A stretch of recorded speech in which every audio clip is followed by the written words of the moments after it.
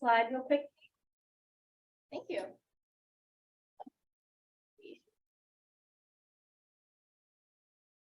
Let's see. Here, I got it. If you move it over here. Is that good? All right. So since this is a hybrid event, we do have some special housekeeping rules. So for my virtual folks, if you could please enable your video camera if you're comfortable, not required. And if you could also please stay on mute. One thing I'd like to note is if there are any in-person folks in the room who might be busting out their laptops and you're doing the Zoom call, it's very important to stay on mute. Otherwise, there's gonna be feedback. So there's that. Anyone on Zoom can submit all their questions and commentary using the chat function. Additionally, this meeting will be recorded and provided as part of the posting of materials. So if y'all are traveling or maybe you have some scheduling conflicts, don't worry, we will send it and it'll be up on YouTube.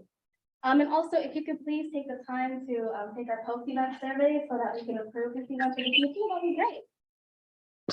Okay, so with that, I believe we can move on to our welcome. So good afternoon, everyone. My name is Anil Sousa, and I'm a communications and research specialist with Valley Vision. Very nice to see all of you today for our first industry advisory of the season, and it's hybrid. That's fun. We're really thankful to see both our in-person and our virtual folks today. And for those of you who might be joining us for the first time, Valley Vision is a civic leadership organization whose mission is to bring communities together to tackle the region's most pressing issues. And part of this is by bringing together employers, industry partners, and community so that we can have these important discussions like we are today. And so for one of the impact areas, our team, 21st Century Workforce, is one of the many fields that we do this in.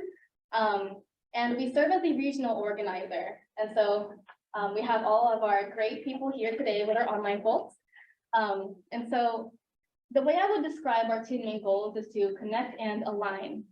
We're hoping that bringing all of our stakeholders here together will generate meaningful, data-driven initiatives to create a stronger regional talent pipeline. And I would also like to pass the mic over real quick to Amy Scholes, the Dean of Career, Continuing and Technical Education at Sierra College, for a couple of words before we move on.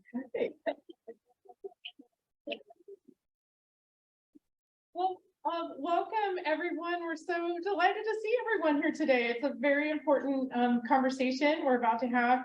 When we started the planning last summer, I remember it was July, it was our first planning meeting. You know, we said, well, what kind of theme do we want? What are we looking for as far as skills or alignment with employers? And there's a lot of opportunities to build our programs out and improve upon that. But we felt we have great employer engagement. So thank you, employers, for all that you have done for our programs to get us to this point. But what we found across our colleges and even our K-12 partners, and we're also hearing from employers, is the biggest challenge is really building that talent pipeline to let students know what kind of opportunities there are in careers in manufacturing. And I think there's some misperception. So today we were really hoping to shed some light on that, to let folks know that, you know, and especially in the greater Sacramento region, we are growing in this regard, that there are amazing career opportunities for everything from engineers to, you know, students straight out of high school. We learned that at Sierra College last year. We did a manufacturing day, and that was a message loud and clear. There are some wonderful careers out there for people just starting out.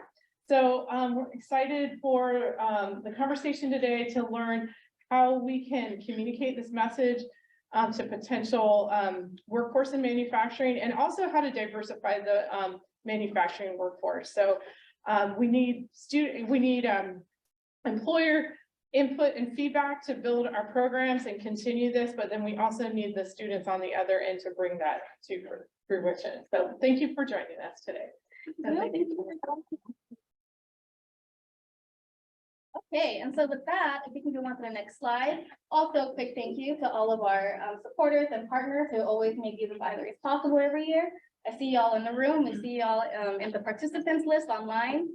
Huge thank you. I know it's been a huge push these past few months to make this happen. If anyone's ever hosted a hybrid meeting, they're a whole different kind of beast. But hey, we're here and it's working. No breakdowns yet, which is great. I think it's working. So here real quick, we'll give you a quick preview of our agenda, which is also sent online. So we did our welcome and introduction. Pretty soon I will be introducing our keynote addresses, plural, not singular. And then after our awesome speakers, we are going to move into labor market and trend analysis with Erin Wiltshire, who's here. That labor market information is always super important to frame our discussions for our industry panel. So shortly after the industry data, we are going to have our panelists come up here. We have a preset list of questions to ask. We also are going to have the opportunity for both in-person and virtual folks to ask whatever questions might be burning in their mind. After that, we have our conclusion and then post-event networking, which if you are online, you will still have an opportunity to network with each other. It might look a little bit different, but no worries. We'll have someone online to help you facilitate those conversations. And so with that, next slide, I would like to get started with our first keynote speaker from the California Manufacturers and Technology Association, Lance Hastings. And as he comes up here, I will go ahead. Very impressive bio. That's the wrong guy. Oh, no. Great. So Lance Hastings serves as the president and CEO of the California Manufacturers and Technology Association, leading legislative initiatives and growing the organization's membership. Before joining CMTA, he served as vice president of national affairs for Miller Coors for 15 years, working in state, regional, national, and international capacities. Hastings also served as legislative staff in the California State Legislature for almost a decade, including as a chief consultant in 1997. Wow, that's like a year before I was born. Easy. This is not 18. Right. She's trying to change her. Yeah. Hastings is currently on the board of directors of Red Cross Sierra Delta chapter and also served many previous volunteer leadership capacities, including advisory board of California Association for Local Economic Development, CALED, the California Future of Work Commission as an appointee of Governor Newsom, and board of directors of the Los Angeles County Business Federation, BizFed. Hastings most recently earned his executive MBA and has a BA in economics and minor in government from California State University of Sacramento.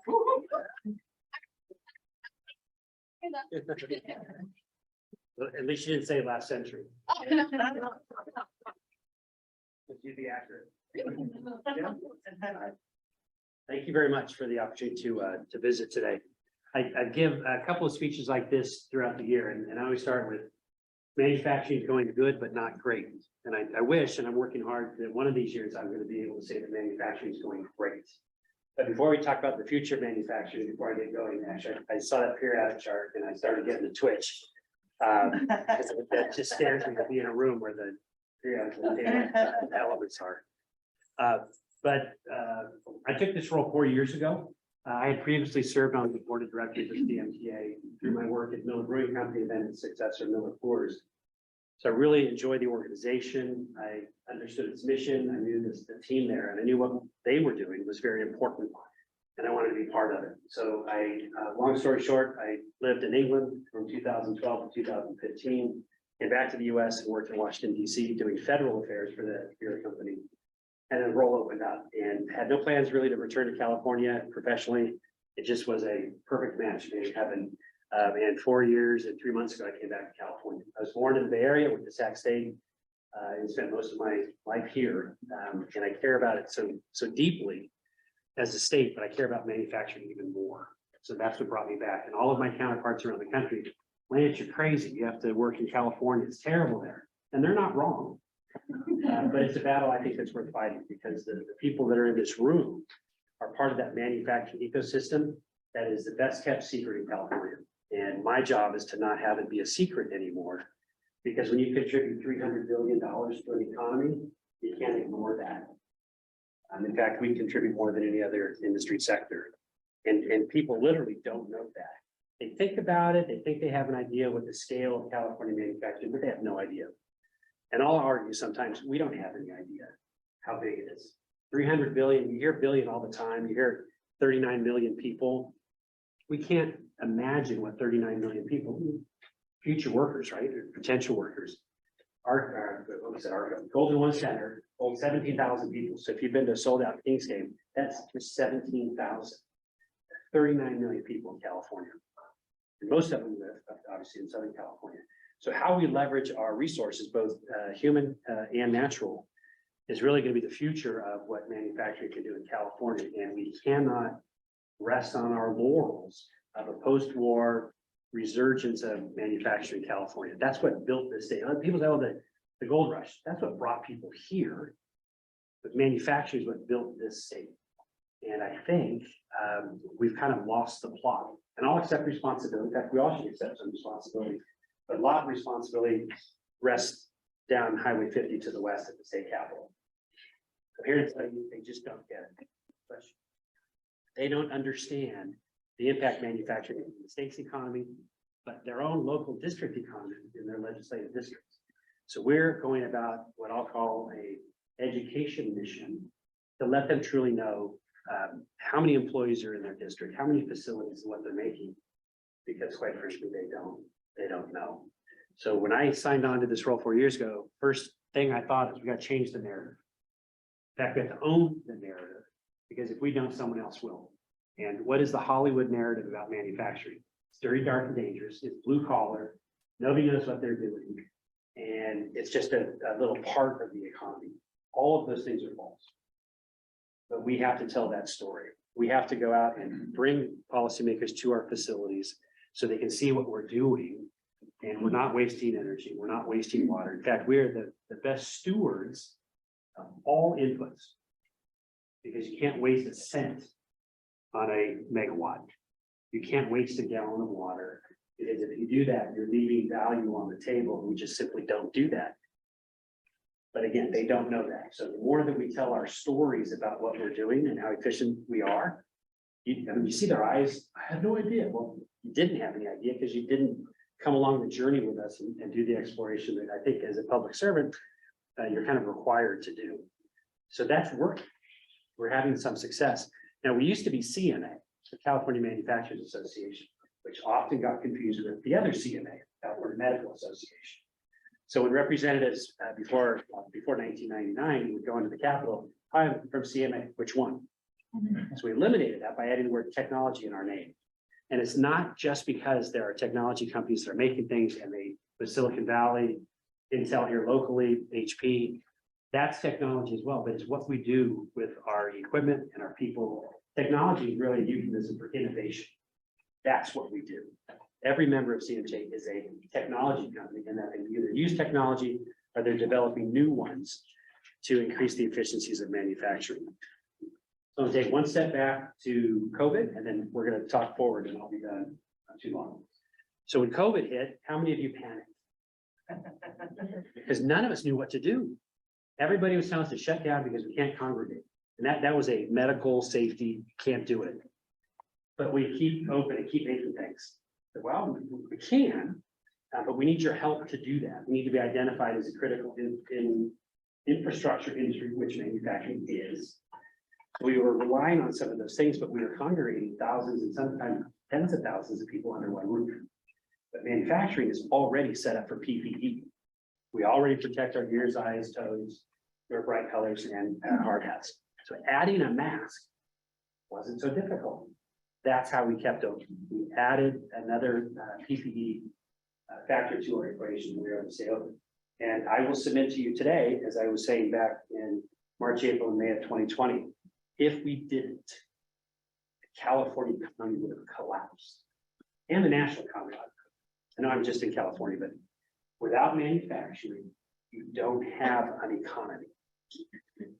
And that's the story that we need to tell. It's not a nice to have. I love hospitality. I love to go out to eat. I love to stay in a hotel, but those sectors were hit really hard, 40% out the door. I don't think we ever got lower than maybe 75 to 80% production through the entirety of COVID. And that's the testament of the people in this room and in the factories and around the state that kept us, essentially kept us going. But no good deed goes unpunished, right? We stayed open, we paid our employees, We kept the state's fiscus and the local fiscus going with our payroll taxes, et cetera. And they appreciated it at the time, but now we're kind of back to where we were pre-COVID. Well, we're gonna come after you on wage and hour claims, we're gonna make you do this, we're gonna make you do that, all those area emission requirements we're gonna bring forward.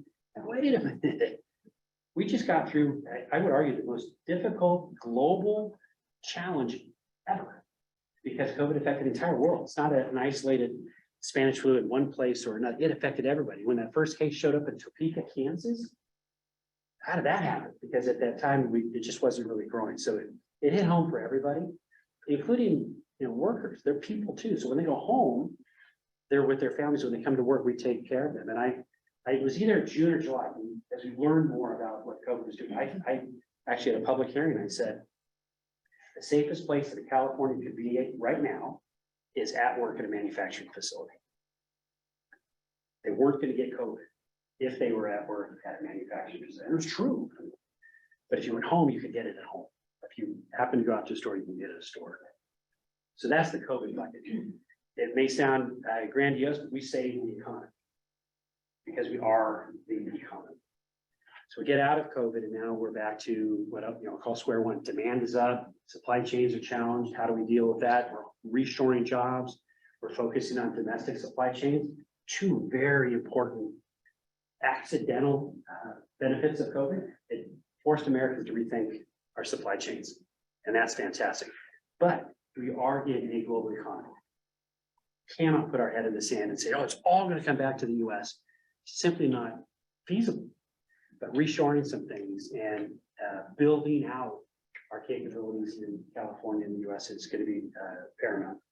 Specifically in California, though, our infrastructure is broken. Electricity, natural gas, petroleum products, highways, and water is broken. And we have to fix it because if we don't, we're going to limp along and we're going to keep putting Band-Aids on the patient. And I hate to use the analogy further, we're going to bleed to death. So we need to start having a conversation about the infrastructures because we rely on it. And I will argue after manufacturing, the second most important invention in humankind is transportation. You can make something now anywhere and get it everywhere the most efficient, cost-effective way ever. Like you can fly things places and it still pencils out. But if we can't get the things to the places where they need to go, it's all going to come crumbling down. So with those two things, between manufacturing and transportation, our future is very bright, but we have to get there. Certain things that we need to do. We need to right the ship on the energy infrastructure in California and the transportation infrastructure. And when we do those things, it's going to be fantastic. So we're bringing them closer. This region is, to me, one of the most important manufacturing regions because it's spread out, it's diverse, it makes everything. We have ag components, we have food processing, now we're getting chips. We make trains here, I understand. If I hear that correctly. We do all the things, but I say it's the most important because it's right here where all the decisions are made. So we're trying to get legislators out into the manufacturing facility. So we get the stereotypes that they may have in their minds, out of their minds. And when they see the people that are making things, recognize it's a diverse industry sector. And one, drum roll please, that pays the best. That's the thing about manufacturing. Our jobs and wages are good jobs and high wages. And we need to leverage that a little bit more, or actually a lot more. And when we do all of those things that I said, I think we're going to, one of these days, I'm going to say manufacturing is great. I think it's great because I love it. I joke, if you cut me open, I'll bleed your oil and Miller Lite. Because I believe in it so much. So I think from a level set, the future manufacturing, it will be good, but we have to work hard every day. And I challenge each of you, just help with the narrative. Tell people how great manufacturers, tell them what you're making. And I'll close with this comment. Everywhere I go, I usually end the comments with manufacturers literally make everything. Not some of the things, not the nice things. We make everything. And that raises some eyebrows when I say that. So keep that in mind. We do make everything. I would like to add that community colleges are going to be the linchpin to the future of manufacturing because of either credential or certifications, maybe not the 2 years, so sorry about that. But getting someone into the mindset that they can develop a skill and then apply to have a career. That's what we need to do. High schools aren't really fulfilling that need right now, but the community colleges are, so rock on and keep doing that. And I think I'm gonna get yes, I am. Any questions or Anyone I have? threw a lot out there, I'm sorry. Oh, no, you need to apologize. So, big question.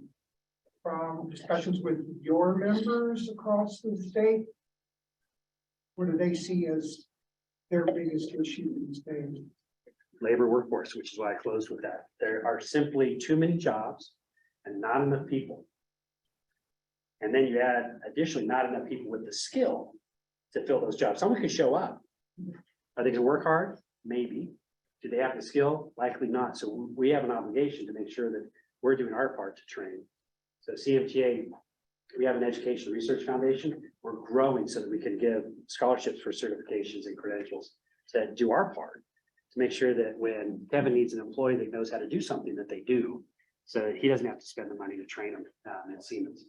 That's what we're doing, but it's workforce. Yes, I talked about infrastructure, but the future workforce in this state is, I guess, in jeopardy, quite frankly.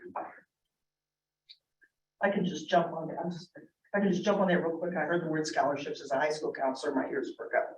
So what scholarships do you offer and? We're building it, so we don't have it yet. We're raising money for that. So it would likely be to support, wouldn't be the full credential. I'll just loosely say $1,000 to $2,000 a student to get them into the mindset. But yeah, in terms of like, full ride, if you will, because I'd rather do a little bit for more than the other. If the student gets 2 years free, that's great, but a lot of students can't go full time. So Exactly. that would eliminate that. So that would help. So we're assessing that right now. It's very new. If we can take one more question, if that's okay. I know you raised your hand. Going back to the topic of infrastructure, is there a state or even a regional area in the state that you feel is really leading the way as far as developing and thinking ahead for their infrastructure? I don't think so, and because I'm gonna mention electricity as an example. We don't have enough grid and enough production to do what, I'll just say the governor wants to do. And you all should be driving electric cars, right? But there's not enough electricity to charge everybody's car, let alone overnight at any other time. So we have these aspirational goals, which we don't disagree with. I disagree with how we're gonna get there and when we're gonna get there, and that's the part that needs to be reconciled. And it has to be a statewide strategy because it affects everybody. We're such a big state, but electricity is the one that, for me, is the canary in the coal mine. All right. Thank you so much, Leah. Thank you.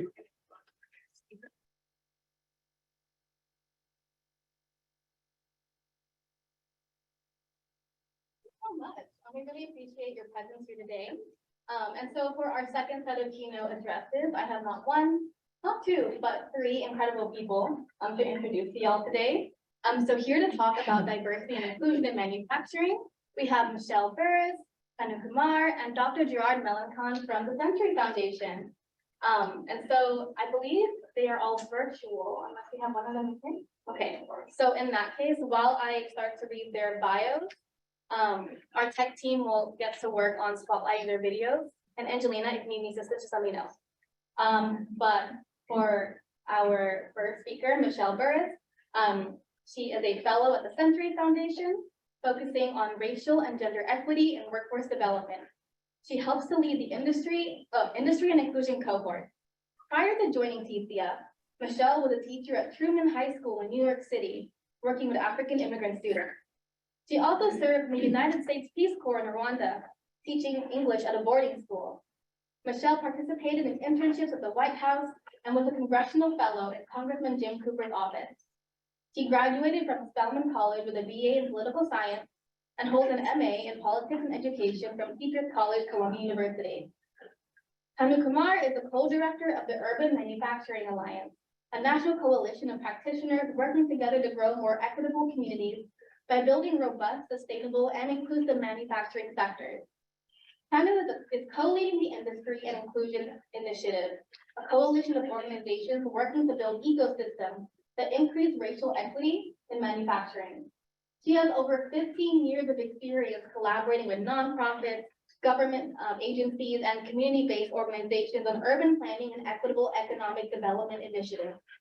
In previous roles, she led resiliency and revitalization planning projects statewide at the NYS Office of Planning, Developing, and Community Infrastructure, and served as a senior planner for economic development at the Pratt Center in Brooklyn, New York.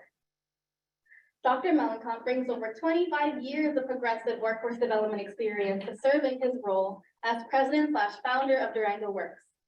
He recently completed his 10-year tenure at Baton Rouge Community College as Vice Chancellor for Workforce Solutions. Dr. Melencamp has worked with a very small team and many employers in the greater Baton Rouge area to achieve national recognition for his program. From 2012 to 2015, he grew his workforce development program from serving only 350 students per year, not including contract training, to over 2.5K BIPOC students with more than 40 diverse instructors. And so with that, I believe we are ready. So Michelle, Tanu, and Dr. Melencamp, if you would like to start us off. Absolutely. Thank you so much. Good afternoon, everyone. It is great to be here with you in a hybrid format, and I would like to send a special gratitude to the team at Valley Vision and also Amy Schultz at Sierra College for the warm invitation. My name is Michelle Burris, and with my co-presenters Tanu Kumar and Dr. Gerard Melancamp, we will be presenting learnings from our Industry and Inclusion National Learning Cohort. As just one check, Danielle, I just wanted to ensure, is everyone able to see our slides? Yes, we Virtually will and in share person? them shortly. Okay.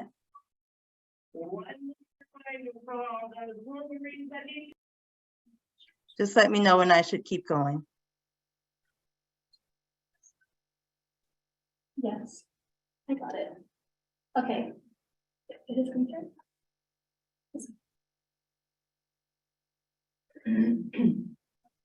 One second, this hybrid is different every single room we're in, so we're figuring it out. Yes, thank No you for problem. embracing everyone. Not a problem. We can hear your voice and we are seeing the title slide of your presentation, Michelle. Just Okay. making sure to advance it. All right. Should I keep going and transition to the next slide? Yes, go ahead. We will be able to advance the slides. Okay. So if we can go to the next slide, it should have the Urban Manufacturing Alliance slide on Yes. there. And I'm going to pass it to my colleague, Tanu Kumar, to introduce herself and her organization. Thank you. Good afternoon. It's great to be with you today. My name is Tanu Kumar, and I'm a co-director at the Urban Manufacturing Alliance. The Urban Manufacturing Alliance is a national coalition of manufacturing practitioners that are working together to grow more equitable and prosperous economies in their cities by building robust, environmentally sustainable, and inclusive urban manufacturing sectors. We believe that manufacturing is a wealth-building strategy, and we work to build career ladders, support entrepreneurship and ownership for people of color in the manufacturing sector. Turn it back over to Michelle now. Thank you, Tanu. We can go to the next slide, please. We're there. Perfect. Thank you. And the Century Foundation is a 104-year-old nonprofit policy think tank. We conduct research to make the lives of people better. Currently, we work in racial, gender, disability, economic, and healthcare. We pursue equity and inclusion in our approach, and I particularly work on the workforce development team, where I look at the intersections of workforce policy and racial equity with a focus on manufacturing. We can go to the next slide, please. We're there. Perfect, thank you. And we can see it as well, so this is perfect. As of today, there have been significant bipartisan, corporate, and industrial victories for job creation and manufacturing. For those who heard President Biden's State of the Union address, within the first 5 minutes, President Biden touted that manufacturing is back and jobs are available, particularly with the creation of 800,000 new jobs, and more jobs are coming. In total, we are also aware that the manufacturing industry will have 2 million unfilled jobs by the year 2030. The manufacturing sector pays an annual salary of $74,000, and that is nearly double the earnings that workers are making in the retail and in the hospitality industry. From the fabulous comments that we heard from Lance, we also know that manufacturing is in need of a national paradigmatic shift. It is no longer a dirty, low-wage, low-skill job, but it is a vibrant career full of opportunities for entrepreneurship, ownership, and also management, particularly for historically underrepresented communities. We can go to the next slide, please. From the data, we are also aware that equity must be centered in the creation of manufacturing jobs at the regional and at the federal level. Our goal in the industry and inclusion cohort is to ensure that the manufacturing sector is more reflective of the racial demographics of America. In order to center equity in manufacturing, there must be equity in the recruitment and retention practices, there must be employer engagement and diversity, equity, and inclusion, and there must be a manufacturing ecosystem. We know that community colleges and K-12 career and technical education programs are the hub for identifying prospective students and workers. I will now expound more on the manufacturing ecosystem. We can advance to the next slide, please. At the Century Foundation and with the Urban Manufacturing Alliance, we are taking a relational innovation strategy to support communities of color in the manufacturing sector. We are using the communities that we have, the capacity that we have, and also engaging in strategic partnerships. We are aware that the manufacturing sector has invested in a set of industry recognized credentials to form the foundation of effective workforce development for individuals, particularly those who may not have a four-year college degree. Our premise is that if we can combine credentialing with racially conscious partnerships, with trauma-informed services, and also employer cultural change around employees, we can connect hundreds of thousands of workers into living wage careers. This model can be applied both at the community level and also with community college training programs. Currently, our industry and inclusion cohort is seeking to expand. We want to hear more from regional partnerships and also at the state level, how they are centering equity in their programs, particularly in the implementation of federal grants. We would love to have your feedback towards the end of the presentation on how you are centering equity. And now I will pass it to my colleague, Tanu Kumar, to expound more on our learnings from the cohort. Tanu? Sure. Can you please, thank you. Thanks, Michelle. So in our industry and inclusion cohort, we selected 12 community colleges to participate in our 2022-23 program. Sierra College, we're happy to say that Sierra College has been with us along this journey, and it's been great to have them. The goals of this initiative is really to support these community colleges in increasing the number of students of color that are obtaining manufacturing credentials. And we selected these colleges because we believe they're really actually well positioned to do that. We did an extensive set of interviews and a background scan on the landscape of community colleges, and then put out an RFP, and we got some incredible responses. And we narrowed it down to the 12 that we felt were really well positioned to shift equity and inclusion in the manufacturing workforce. We're ready to seize the moment on DEI. We're kind of understood the demographics really well within their programs, and understood the importance of representation and enhancing and expanding representation. And I think they were really ready to focus on the needs and barriers faced particularly by BIPOC students, understanding that this is a moment, as Michelle said, where there's an opportunity to fill this huge gap in the manufacturing sector. And manufacturing is really career mobility, but there's this disconnect between BIPOC students and these job opportunities. So what we did is we designed a program to support these 12 community colleges along this journey, to sort of begin to understand what are the themes that they needed to focus on, and where could they begin to refine their programs and strategies to really move towards that model of more impactful credentialing. We developed a 16-month curriculum where we've been leveraging experts in the field, practitioners, and a national advisory board that we developed to address some of the key themes that we think are so important for more impactful credentialing, including recruitment, building more inclusive classrooms, thinking about how to develop racially conscious industry partnerships, and delivering culturally competent and trauma-informed approaches. as well as partnership and ecosystem building. And through the 16 months, we've met as a group monthly. We've had individualized technical assistance opportunities and peer learning. We're also hosting roundtables within each for 3 colleges where we'll be bringing together different stakeholders within their ecosystems to have more focused conversations. Next slide, please.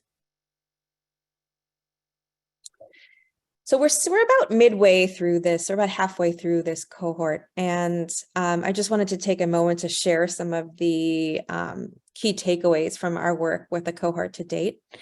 And what we've really learned and what we've talked a lot about is the issue of recruitment. And Amy brought it up and Michelle did as well, that it's really a key priority for community colleges that are focused on BIPOC communities. I think there is a recognition that what is going to be needed is really not only reaching these communities, but thinking about approaches that help shift perceptions of manufacturing.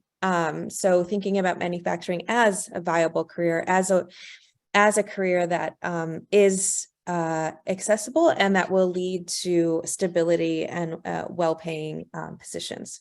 So we've been talking a lot about how to shift those perceptions and how to tap into new networks and partnerships to reach more of these students.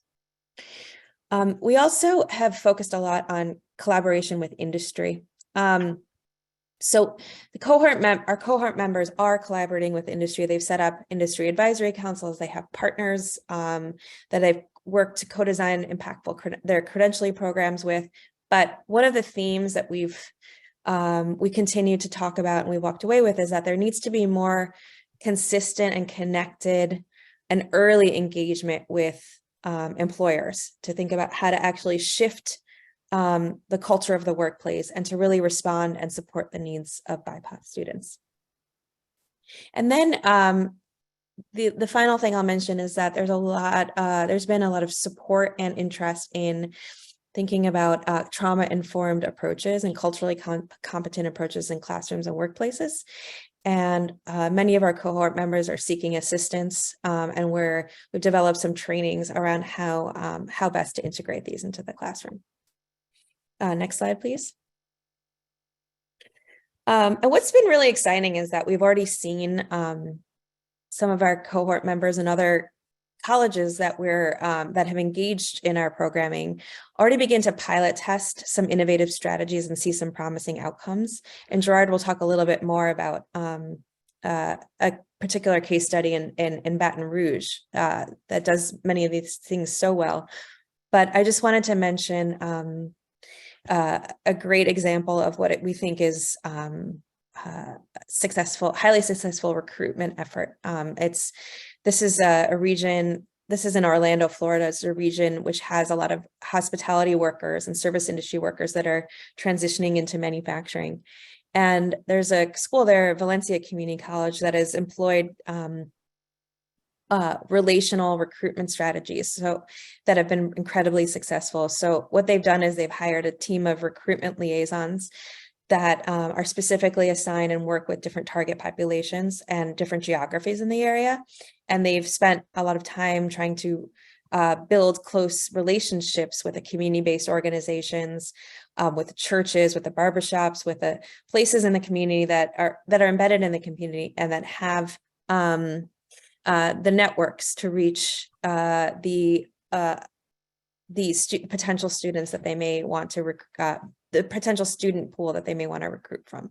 So it's something that we've lifted up as a model that others are very excited about trying out. And I think what's also exciting is that these recruitment liaisons stick with these students from beginning to end. And then finally, I just wanted to lift up Sierra College for the work that they've been doing to foster more inclusive classrooms through their Women in Welding program, and really thinking about how to address the barriers that women face in the workplace by supporting male allyship and supporting program design changes, such as identifying opportunities to bring in welding equipment that fits women, and other just what you might kind of overlook, but are really important shifts in the way they just important shifts that send a signal that all are included and women are included in these welding programs. So I think I've taken enough time. I'm going to turn it over to Gerard to talk about a great case study in North Baton Rouge. Oh, no, thank you so much, Tanya and Michelle. Awesome, like always. So it's good to present with you all. So first of all, my name is Gerard Malonzo. I'm here in Baton Rouge, Louisiana, capital city of Louisiana. So it's nice to talk to another capital city. And then also in the manufacturing space, Louisiana and California have very tight ties from the Great Migration for African Americans. I have a lot of my cousins all up and along the coast in California. So very much the second home. But one thing I want to start off with, you'll see on the flyer for the open house for the North Baton Rouge Industrial Training Initiative, you see ExxonMobil. That's kind of one of the lead organizers for this framework.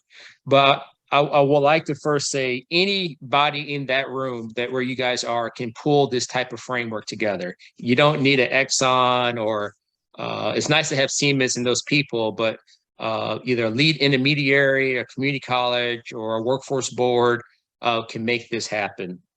Just two more things. Sometimes when you target it, majority, pretty much 90% of my participants in that program were African American. And sometimes in a very highly political state where we are, using public dollars, targeting communities can be contentious, just depends on your dynamics. But what I always said and always kind of had the partnership stand behind is you can use that bad data of the neighborhood. I never said it was for a certain purpose and make it to good. And that's how we target resources after those neighborhoods and directors. And that's all you have to say. Hey, we're just targeting dollars. We're just trying to improve these statistical measurements for better. And so that's always something to stand behind. You don't have to get into, race and all that stuff, but that's pretty much self-explanatory. But and then this framework is still in operation. I just met with Exxon before this meeting. They were asking just some ideas. But the program is always built around really talking to a room full of educators, and you must maintain relevance, rigor, and the last R, relationship, and maintain throughout. So let me, if you can back up a slide, if you can, to the why. So the North Baton Rouge Industrial Training Initiative, is basically what it is. It's based in North Baton Rouge. We have the North and South divide. In many sad cases, there's a line in our community. If you're a street north of that, you're perceived to be in not the best part of town than the south side of the line. Some is east and west, some is where south and north. But the Exxon has 5 plants in this area, and the second largest refinery in the world in North Baton Rouge. But at that time in 2012, the plant manager did notice that, hey, we're making millionaires here, but my workforce, the people that we contract with and people I hire directly for Exxon, is not reflective of North Baton Rouge. And then that generated a series of questions. And we were doing electrical training, millwright training, and other stuff outside just for the region in a sector, but nothing directly for Exxon. And they came to the table and said, hey, we want to change this scenario and how we look in the neighborhood we work in. And and really, if I did a lot of juvenile justice, I never want to get people inside of any gate. I always was trying to get people outside a gate, but this initiative was trying to get people inside that gate in North Baton Rouge. And you can see the footprint of how large of a facility the refinery in particular is. Next slide. So this slide is kind of hard to see, but I really just kind of talked the flow. How to recruit, how do we get diverse people into the training seats, and how do we build relationships with the people who actually hire the students and gainfully employ them, and how do we move them up the career ladder so they're just not stopped off as an entry-level technician. So we do a very much to the calendar open house. Typically it's around the fall of every year. We do a tape testing, and the average age for this group has always been around 28. So these are typically adults in most cases. And they all, at a 28-year-old, you typically have liabilities, you have responsibilities, rent, car, so and so forth. So the training program's at night. So it's really to help somebody to reposition their career from what they're doing during the day, train at night for a new opportunity the following year. And they go work during that time. But they all go through the same process. And that, to make it fair, we say that we're target zip codes in North Baton Rouge or surrounding the ExxonMobil facilities. Now, we do give people other opportunities to apply. And so say if a class is 20 and 15 are for North Baton Rouge, we allow other people from other parts of the community fill in the other 15 seats. And then, yes. Can you hear me? I'm sorry, I just want to break in for just a second. We just up your comments if you can in about 1 minute so that we can move to the market presentation. Yeah, sure. No problem. No problem. So during that process, we do make the selection and open other seats. And then throughout the whole process, you can flip through some slides. We make sure that the contractors who hire the students meet them on the front end to help select the class. They mentor the students throughout the class, drop in once a month and so forth. We have a quarterly meeting that is to the calendar, that is feedback from the contractors. How well our students are doing? What do we need to make change in the program? And do we need to add anything or take anything away? You can see like this welding program is a perfect example. That program was 250 hours, entry level. We found out that wasn't enough, 450 hours, and we need people to come in with prior welding experience. If you would like to be a plate welder, take you to a pipe welder and to exotic welding. So your program health should always develop, morph, and change. These are some stats. 450 people went through this program. Right now it's almost 500 now, 85%, 80 to 85% employment rate. And you can see the breakout of the crafts for the initiative. This big guy to my left is Larry Galloway. He is a retiree from ExxonMobil. He kind of helped us spearhead all the other retirees from ExxonMobil. That picture shows Exxon doing direct hires. Exxon's for over 100 years never really did direct hires from the community. They typically hired people out from their contractors. 60% of their workforce are contract labor. But through this initiative, they start doing direct hires, and they tripled the requirement now into their apprenticeship program directly into ExxonMobil's apprenticeship and direct hire programs out of the initiative. Okay. And I'll stop there. That's it. All right, we really appreciate all of you so much. We can have a quick one. You're fully aware that these slides have a lot of great information. Just wanted to reassure folks that they will be included as part of our post-event material. So if the text is too small or maybe a little bit too fast, no worries. You will get your hands on all of this later. And so to move us forward, I am going to have Aaron Wilcher, Greater Sacramento Regional Director of the North Bar North Center of Excellence, come up to present his labor market and trend analysis for us today. So thanks. The stage is yours, Aaron. Thank you so much.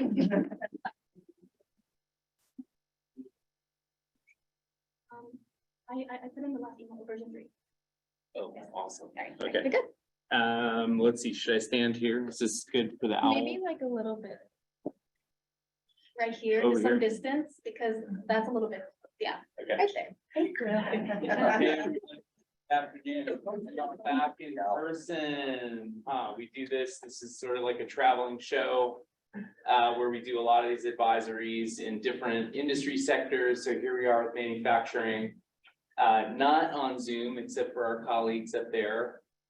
So this is really exciting. I'm Aaron Wilcher. I'm the director for the Center of Excellence for the Sacramento region. We are a program of the California Community College's Chancellor's Office, Economic and Workforce Development. And we provide technical support, research and data analysis around labor markets to ensure that our career technical ed programs are aligning with high road, high wage, high growth, high jobs of all kinds. So we're gonna hang on to your hats, a lot of data here. I'm happy to answer any questions at the appropriate time that our friends at Valley Vision will let us know about. And with that, let's get started. So I talked about how we're targeting these high road, high wage, high growth jobs. Today, I'm going to tell you a little bit about some of the industry trends that we're seeing in the data. I'm, community economic development guy, trained, not an economist, not by trade at least, but we do a lot of economics analysis. So we're going to look at some of that stuff. What are we good at in the Sacramento region, and what are the jobs postings telling us that employers are hiring for? Skill level occupations. What are the kinds of occupations that are lined up with our high school and community college training programs? What do those occupations look like in terms of like skill families that might yield some understanding of who's doing the work in the shop and in the office? We'll look at some more jobs postings. Following on our last great presentation, we'll talk a little bit about regional industry and student demographics, and then look at just some of the training programs we've got in our region. Job trends. I'd be interested to see if those of us, some of our industry partners or others, kind of find some of this data surprising. I did. This is, we're looking at manufacturing sector here, comparing the 7-county greater Sacramento region to California. This is a 10-year trend between 2011 and 2021, annual sort of average industry totals. And you can see here, this is an index, so we compare the annual numbers to 2011. And you can see California and SAC kind of growing along through the starts of the pandemic. The numbers here that I've got, looks like, we finish up 2019, Sacramento region's almost 9% more manufacturing jobs than in 2011. California's a little lower, about 6.5%. But then look at what happens in the pandemic. California sort of crashes down, and the SAC region is not quite as bad in terms of the dip. And then look what happens there between 2020 and 2021. There's this sharp increase indicating Sacramento not only recovered well, but it grew coming out of the pandemic. So SAC region finishes 2021 with 11.3% more manufacturing jobs than it had in 2011, whereas California kind of limps out and it's just about 3.1% higher. You can see the total numbers there down at the bottom in terms of how many jobs we've got. California just about 1.3 million, SAC region, again, 7-county measure here, 41,500. Next slide, please. So, we check ourselves and do more than one analysis, and this is a different data set that looks at monthly data. It's a survey from EDD called Current Employment Statistics, and hey, lo and behold, I wasn't making this up. Look what's going on in Sacramento region. This is the 4-county MSA this time. We didn't have the 7-county data available. So you can see, the big dip right there at the start of the pandemic. But then look how Sacramento not only kind of recovers, but even sort of grows out of this. The index indicates, so SAC region finishes December 2022 with 7% more manufacturing jobs than it had in January 2019, whereas California is merely hitting parity and just barely recovered from the recession. The numbers are a little different here at the bottom because the measure is different, counts self-employment a little less. Next slide. So what are we good at in Sacramento region? There's a lot of stuff on this slide, but basically what we're looking at here are the detailed industries, the top detailed industries within manufacturing based on the number of jobs. So this is comparing the 7-county Sacramento region to California. And what you're seeing there highlighted are it's the share of the total manufacturing sector that's represented in the specific industry sector. So, you can see here that we've got a good amount of employment And job concentrations in computer manufacturing, electronics, we know about Intel, wineries and breweries, both large scale, as our colleague from the Industry Association was talking about, as well as craft stuff. Rail stock, I think Siemens is in the house, right? Food and beverage manufacturing and construction components. This is just kind of a sample top stuff. If we go to the next slide, we get the same list of industries, just looking at some different data points, the number of establishments, the average annual earnings per job, and then what's called the location quotient, which is just a way to measure sort of industry concentrations in terms of employment. When we look at the average earnings per job, I highlighted those that are kind of the top ones. These are all, generally speaking, above average, right? So we know manufacturing, we've got a lot of kind of output. There's multiplier effects based on the productivity. It translates into high annual earnings compared to other sectors. We saw that slide comparing earnings to retail and hospitality from the Century Foundation. So this is kind of a similar story and trend. When you look at the location quotient, anything above 1 means we have a higher concentration of employment in that industry as compared to the nation. And when you look at the difference between Sacramento and California, you get some interesting stuff. Holy moly, look at railroad rolling stock manufacturing, 11.6 times the concentration of employment compared to the nation, thanks to Siemens. You know, we're good at, this is the stuff we're good at, same thing, you know, dried fruit manufacturing, food and beverage, nuts. We've got Mariani and Blue Diamond there, downtown Sac. Highest earnings, holy Toledo, look at that number, the average annual earnings in California for electronic computer manufacturing, $463,000. Wow, I'm in the wrong business, man. That's why the rent's so expensive in the Bay Area. But look, it's pretty good in Sac region as well, 157. Net manufacturing and railroad rolling stock also hit top the $100,000 mark, and then farm machinery and equipment manufacturing and other concrete product manufacturing also nearing $100,000. So what do we know about this in this set of industries? They pay well. We're doing really well in Sacramento as compared to the state. There's something important going on here with respect to our manufacturing sector. Next slide. So this is, again, a lot of stuff on this. This is some detail. You'll have these slides to study later. These are the top employers in some of those detailed manufacturing industries. We mentioned some of them like Blue Diamond and roasted nut and peanut butter manufacturing, you know, the beverage manufacturers there. We got some of the big soft drink companies, electronic computer manufacturing. We mentioned Intel. There's some other companies up there, wineries, dried dehydrated food manufacturing. This is just what's going on in the jobs postings in terms of who's posting. Some of these, I didn't study all of them, may not be located here, but they're posting in Sac area. But this just gives you a flavor for who's around in these industries. Next slide, please. So we study middle skill jobs to start looking at those sorts of hiring needs showing up that are related to our community college programs. And so same thing, you know, we've got a list of all those different specialized manufacturing industries and the middle skill job titles that they're hiring for. This is not a perfect analysis, but it's just sort of a way to parse the jobs postings so you're not looking at the whole range of things. And this just gives you an idea of the different kinds of jobs that are showing up there. As you'll start to hear me talk about, you know, we're bucketing these in certain ways for another project I'm working on.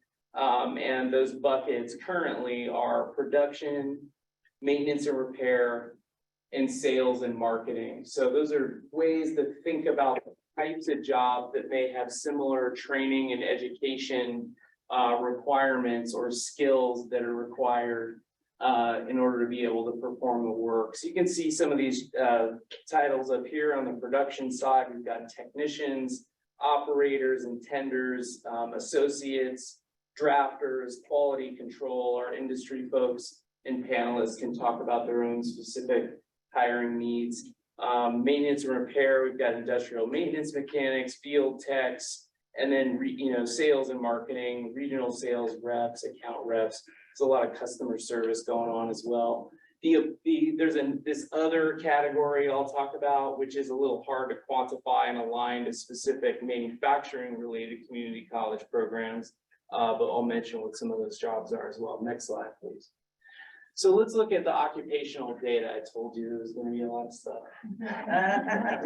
We get a little carried away, and I have helpers, so I can also ask them to look at different things. So this is just kind of a nifty way to count the number of jobs that may be that the industry's got that may be in these different kind of skill level categories. Middle skill, the basic way to refer to this are those jobs that require more than a high school diploma in terms of education, training, and experience, but less than a bachelor's degree. And this is kind of interesting. I mean, if you're a community college person or a high school person, you're going to see that there's, 43% of the industry, according to this analysis, is middle skill in nature. So that's a pretty good target, right? If we're talking about below bachelor's degree and what's the opportunity for short-term training, well, it's pretty good. There's a lot of jobs in that area. Below middle skill, those requiring high school or not much experience, roughly about the same 40%. And then 18% of these jobs we're counting at the bachelor's and above level. So those jobs that require professional training. We'll talk about what some of those jobs are here in just a second. Next slide, please. Thank you guys for changing slides and for loading the latest presentation. So a lot of detail here in terms of the occupations. These are the above middle skills. So that is the occupations in manufacturing requiring a bachelor's degree. And this just, similar to previous slide, gives you an idea of the kinds of jobs that we're talking about at the professional, the bachelor's level. So lots of engineering, industrial, electrical, computer hardware, so forth. But then we have, the business services ones, marketing, sales, like that, and then some kind of general management categories, industrial production managers, and so forth. So, wage ranges going to be strong, right? $30 to $80 an hour, pretty good premium, I would say in general. So let's go to the next one. So now we're on the middle skill side. And again, at the bottom, I kind of put these three buckets that we're starting to look at for some profiles we're going to be developing for counselors and high school folks like that. And you can see what some of these categories are when we look at production. For example, again, we're seeing kind of operators and tenders, machinists, welders, electrical assemblers, CNC operators, chem tech, industrial maintenance mechanics on the maintenance side. And then, big occupation category, the sales, we're seeing on the sales and marketing side, a lot of customer service and sales reps. Again, our industry partners in a minute will tell us more about the specifics and how they may relate to these categories. Wage range is a little lower here, right? So we're talking more on the $18 to $30 an hour range, according to the data. And these are, this is an occupational survey that goes out. And so we get a sample here and just kind of a general idea what these positions make. Next slide. So same analysis here, like how many jobs are in which one of these categories. I think this is across skill levels. So this is just kind of interesting. I mean, when we talk about these different categories of production, maintenance, and repair, sales and marketing, what shares of these are in the manufacturing sector. Production represents about 50% of the employment that we counted. Maintenance and repair is much smaller, just 3%. Sales, marketing, customer service, about 7%. This is not an exact calculation. We're still playing around with this a little bit. But the idea here is, I think production, clearly the shop floor is representing a large share of the employment. And the other category are things like logistics, clerks, your executive leadership, so forth. just giving you a sense of how many jobs are in which type of categories. I'm gonna go through this pretty quickly. We got a little, I think, too excited.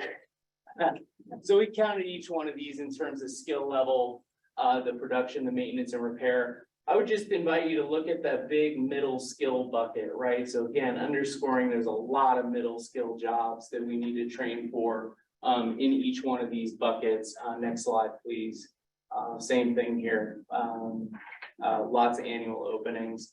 This just gives a sense of the jobs postings in terms of job titles, top employers, top skills. None of this is going to be too surprising. We talked about some of this data already. We're just looking at it and slicing it a different way here. So next slide. So this is pretty interesting. Following on our last presentation, the demographic profile of the industry and then comparing it to the student population. So we've got the CalPass Plus Launch Board data that we're counting our community college manufacturing programs and then comparing them to the industry. So this is an age profile here comparing industry to students at the glare. So you can see on the left is industry, on the right is student. Let me make sure I get my numbers right. So I'm going to skip to my notes. There's some detail in the data that makes it so this isn't exactly an apples to apples, but I do think there's some interesting things to point out. So, you know, retirements are an issue for every industry sector that we look at. It is in particular in manufacturing. So if you look at this, 41% of the manufacturing industry, according to the data, is age 45 and over. So those are those kind of blue segments there. Whereas it's pretty much the reverse when you look at the students who are taking manufacturing programs, right? You know, maybe not exactly surprising, 63% of students in our manufacturing programs at the community colleges in the Sacramento region are under age 30. So it's like flipped. So what does it tell us? Like the industry ought to be recruiting from our programs and we need to be working with the manufacturing employers. No surprise there. And there's probably a silver tsunami phenomenon that's facing a lot of our industries. Next slide, please. Gender profile. So, you know, 3/4 of the industry, according to the data pulling from the census, is male. And it's roughly similar on the student side, but actually the student side, interestingly, skews a little more male than it does in the industry. Launch Board data from the Sacramento region in the manufacturing sector. 4% are masked there. Next slide. So this is the race ethnicity profile. Same thing on the left side, we've got the industry, and on the right side, we've got the student data. And what's convenient here was they actually count in similar categories, which is great. There's just 3 things I would point out in terms of the skew. The student profile skews a little more white than industry. So 55% of our students in manufacturing programs are white as compared to 50% in the industry in the region. We have more Latinos, greater proportion of Latinos in industry, 27% as compared to 22% and the student profile. And then last, it appears that there's a higher proportion of Asians in the industry as compared to the students, 15% on the industry side and 6% on the student side. It's not, again, not apples to apples, but it is interesting to make the comparison. Last couple slides here about the student programs. So this is just a sampling of those related programs at the community colleges in our region. So we have a lot of similar programs in electronics, and electrical and mechanical, such as the program, HVAC program at Sac City, drafting programs in mechanical, electrical, and civil drafting, manufacturing tech and machining, welding, auto tech, and I also put the water wastewater program. So just, you know, a kind of sampling of all these related programs we've got going on in our region, the biotech program at ARC. And I didn't mention, you know, of course, the sales, marketing, and customer service. We've got a lot of business administration, management programs, and then for these increasing digital and automated equipment, computer information science. Various folks in the room here know are way more expert than I am in the programs, and we'll all be able to talk about that at the end. We do an analysis that's, you know, sort of crude, but is a good way to kind of look at what is the demand in the industry in terms of occupation annual awards, and we compare that to what our throughput is, enrollments, and then awards in the industry. So if you look at this, this is from our North Far North strategic plan. It's a little bigger geography, 15 colleges instead of the 8 in the SAC region, but includes SAC region. So when we look at enrollments, average over 3 years, we have about just over 3,000 enrollments in the 22 counties, 15 colleges, 450 awards. But then when you look at the occupation annual openings, and actually I think this number is a little low. It's the number projected over 5 years is just under 3,000. So if you do the math and compare the awards to the openings, you've got like a 5x gap. In other words, you'd have to quintuple your awards to equal the number of openings. Not a perfect measure, but it indicates, I think, that there's a lot of room for continued investment in this sector. And this is a similar kind of gap that you're going to see in lots of other sectors as well. But it is a measure that's worth taking into account. Lots of need out there. Hope this was helpful. It's always helpful. Yeah. Thank you.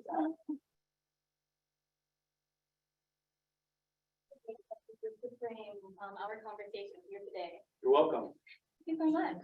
So with that, with all the data that he just shared, we're going to move on to our industry panel. I know our folks are actually here in person, so I'll give y'all some time to matriculate up here, but while that's happening, I would like to pass the mic over to Renee John, who's going to be running our panel. Thank you.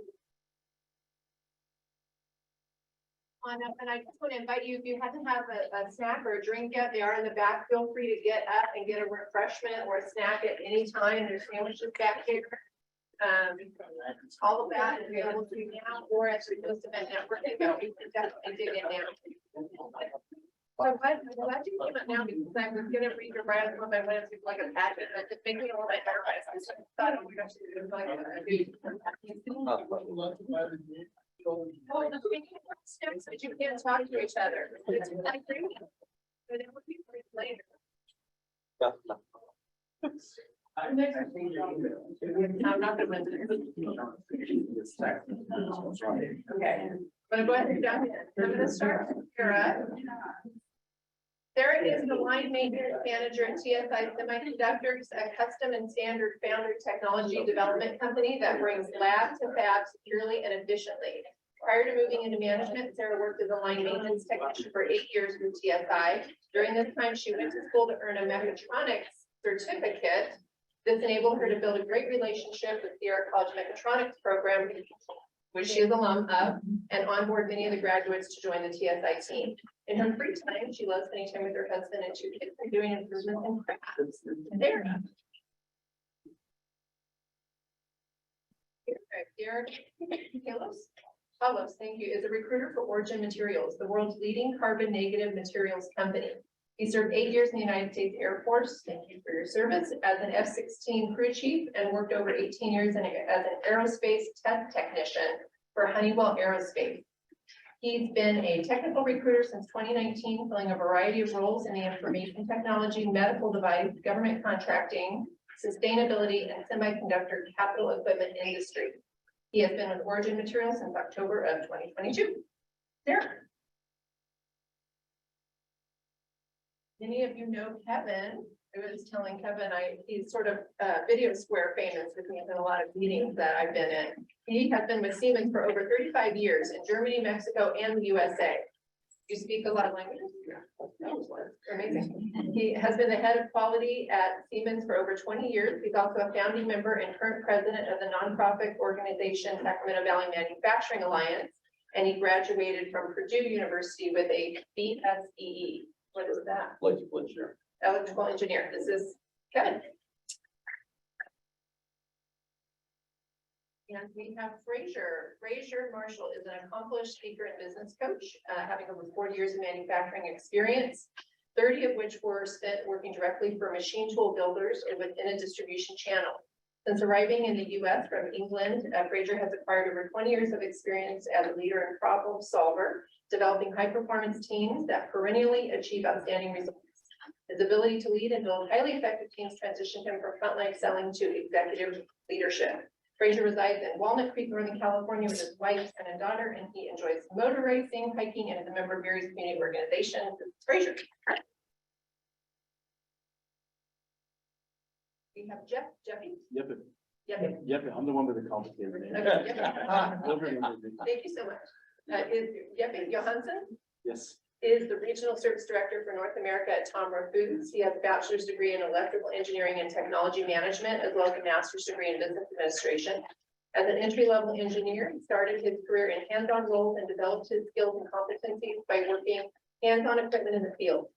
15 years later, he has led service organizations across Asia, Europe, and the US, and brings a unique experience with service transformation and value creation within the service organization.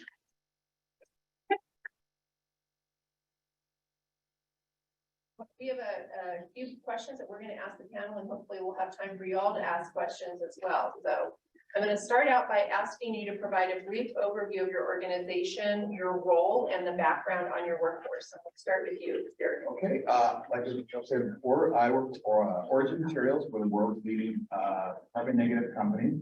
Our scientists have created a platform that can take biomass feedstocks, things like sawdust, wood chips, and cardboard, and turn them into useful materials like clothing, textiles, tire filler, carbon black for semiconductor boards, things like that, toys, packaging, things like that. So my role in it is I talk with the hiring managers to see exactly what kind of talent they would like to get into our pilot plant here in West Sacramento. And I work with them and I try and bring the people in and go from there. So we're kind of a startup company, so we're currently right around 200 people. We have expanded probably double in about a year. So we're growing really fast and we have a really cool mission. Sounds pretty cool. Yeah. And a huge growth trajectory there. Sarah, I'll have you introduce yourself and your company as well. And if you could tell us a little bit about your time in the mechatronics program too, and just that being an alumni. So I work at diversified Semiconductors. We are manufacturing a fab just right here in Roseville. I am the line maintenance manager, and I went through the mechatronics program while I was a technician there. It is an amazing program. I can say that I was one of 2 females in the program when I went through, and it's nice when I go back to do recruiting to see more females in the program. It's great. The size of your workforce? Oh, yeah. I currently have 43 technicians, and our company probably has, we're at like 275. We used to be way bigger when we were a company with different clients, and then we kind of took a little downturn in 2018. And then through COVID, starting to build that back up as 2023 progressed. Okay, thank you. Kevin, tell us about Siemens. Good. My name is Kevin McGrew. I'm the Director of Quality Management at Siemens Mobility, Inc., rolling stock here in South Sacramento. We build rail-bound passenger vehicles And Siemens committed to building trains for this market 40 years ago in Sacramento. And we have grown continuously. We are doing $1 billion of revenue a year now, basically shipping a train a day. And we have increased our workforce up to 2,500, over 2,500. Why am I here? As the head of quality management, I met with our new, I still do, I meet with our new employees every Monday morning.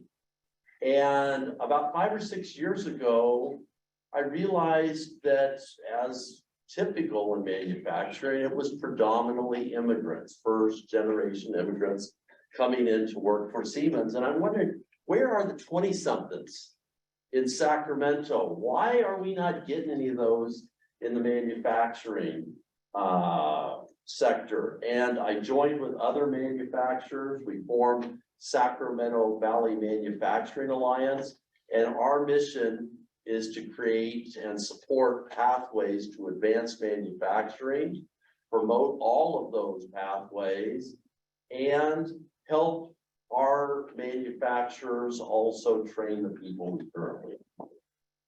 Thank you so much. Fraser. Yeah, my name is Fraser Marshall. I work for a company called DMG Mori. Most of you will have never heard of them, unless you're truly into manufacturing. But we are the leading provider of CNC machining technology. I think Lance this morning said that manufacturing touches everything. The reality is, I always say, if it's not born or grown, we touch it. We make what's called mother machine tools. We have 11 factories throughout the world, one of which is just down the street in Davis. We employ in Davis around 125 people, within the USA, about 800 people, and about 12,500 people globally. My role is I head up the academy for both employee training and customer training. And over and above that, we run robust apprenticeship schemes because we just can't find the people fully trained off the street. So we put them through a 2-year program ourselves. Thank you. Yes, perfect. Evan, tell us about your. So name is Jeppe. It's a Danish name, and my parents did not have an international career in mind when I got it, so I've been struggling with that for the past 30 over years. I work for Tomra, which is an optical sorting company. So we work in the agricultural technology space. We partner with the Blue Diamonds, with Mariani's, with those types of manufacturers here in California. And we bring a technology to them that is really artificial intelligence based. So we can sort basically all the elements that come out of California, go through our machines, and we can, within 20 milliseconds, detect insect bites, stem damage, anything that is looking weird, anything that you don't want in your food stream, rocks. We can kick that out within about 20 milliseconds, and we do that on all elements that leave California. So we're really into that type of space. We've got equipment sitting up and down the San Joaquin Valley. But we've got 3,100 machines across North America.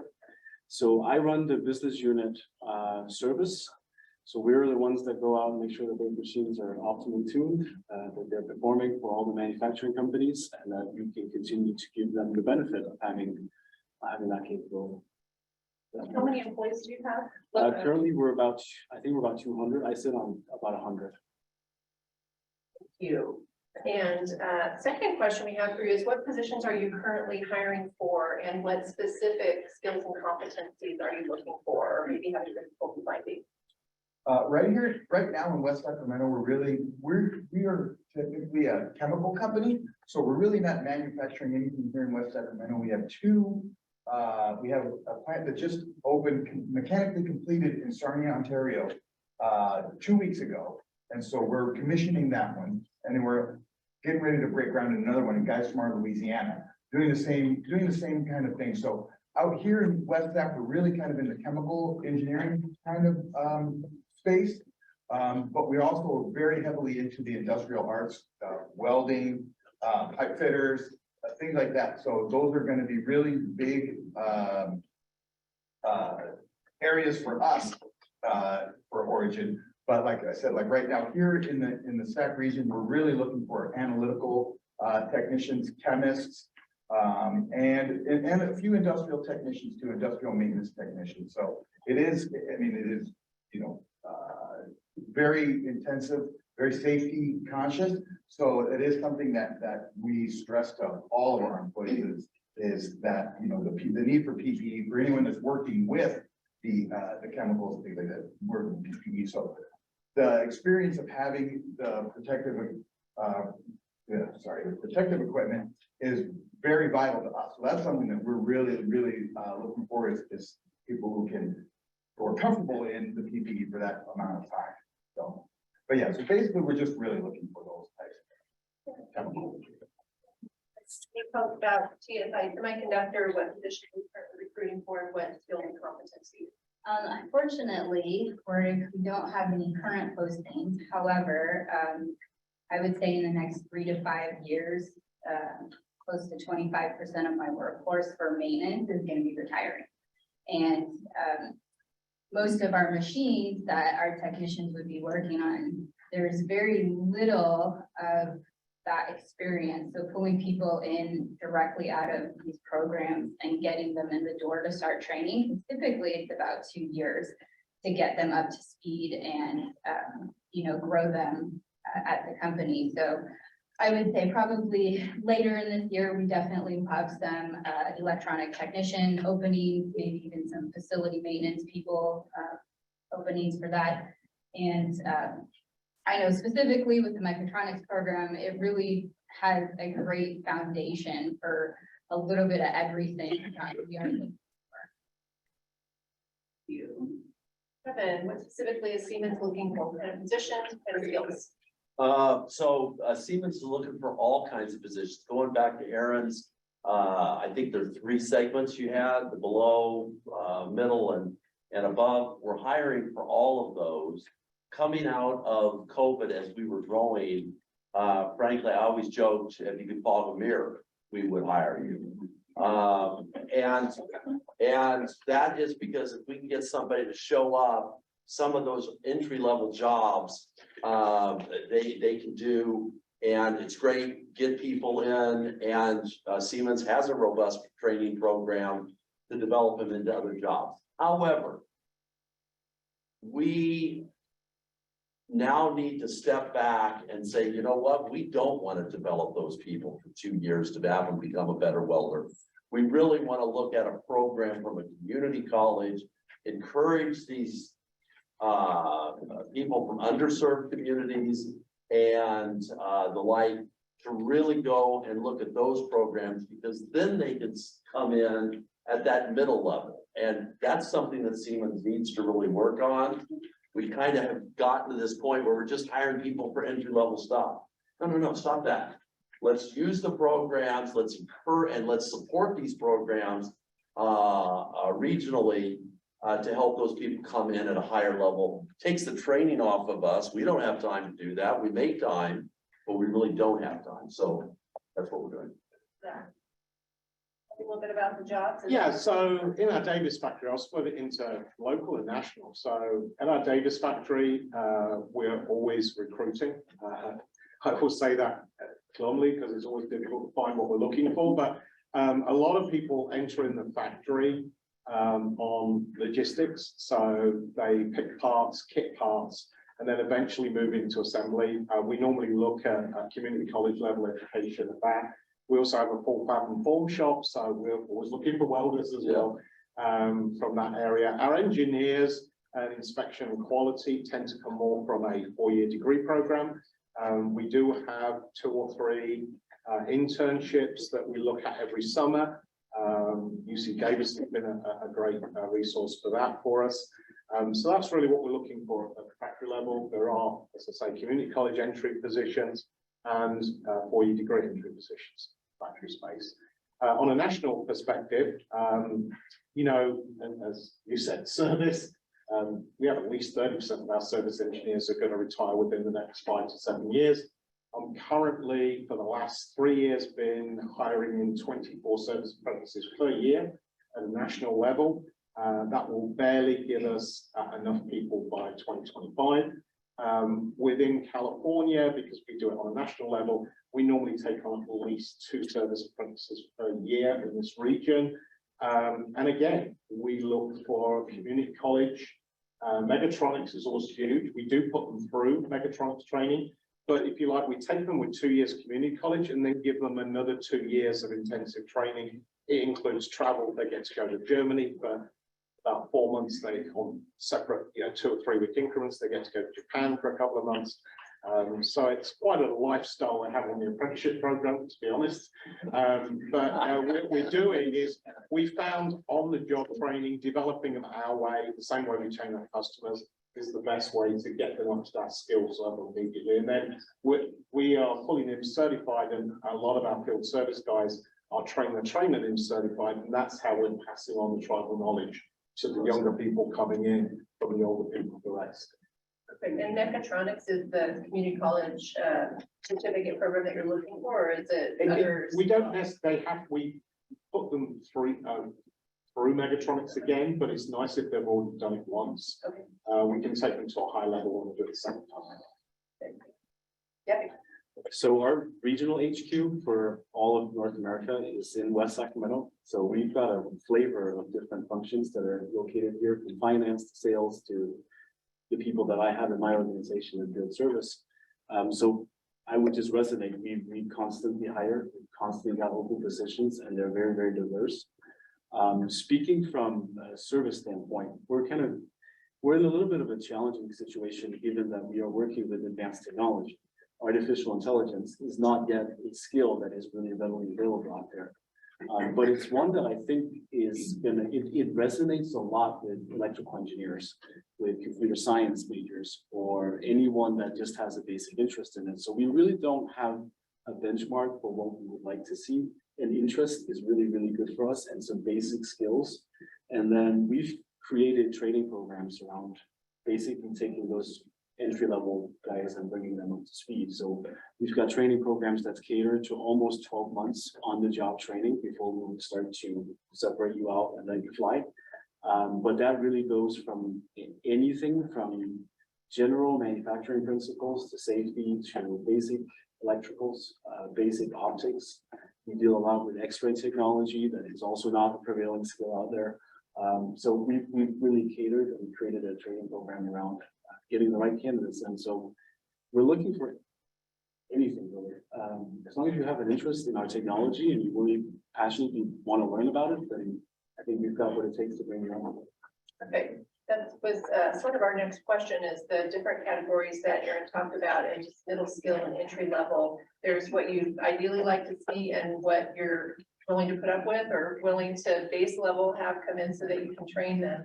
If you can talk a little bit more about, what are the basic skills that someone needs to have to be considered?